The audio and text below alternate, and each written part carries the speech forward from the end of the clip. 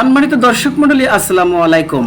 ইসলাম প্রিয় ভাই বোন বন্ধুরা, আপনি বা আপনারা যে যেখান থেকে দেখছেন সকলকে জানাই পবিত্র ঈদ উল আজহার শুভেচ্ছা ও সালাম। ঈদ মুবারক। ঈদ মানে খুশি, ঈদ মানে আনন্দ।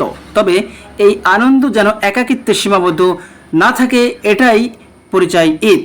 ঈদ উল আজহা ত্যাগ, আত্মনিয়োগ ও ভ্রাতৃত্বের প্রতীক। এই দিনে আমাদের শেখায় মহান রাব্বুল আলামিনের আল্লাহর সন্তুষ্টির জন্য নিজের সবচেয়ে প্রিয় জিনিস ত্যাগ করা ও ইমানের অংশ।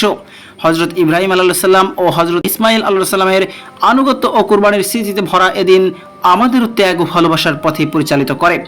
তাই আসুন ঈদের আনন্দ ভাগ করে নেই সবার সঙ্গে। ধনী গরিব, আত্মীয় স্বজন, আত্মীয় অনাত্মীয় সকলের মাঝে ছড়িয়ে দিয়ে মানবতা ও সহানুভূতির আলম।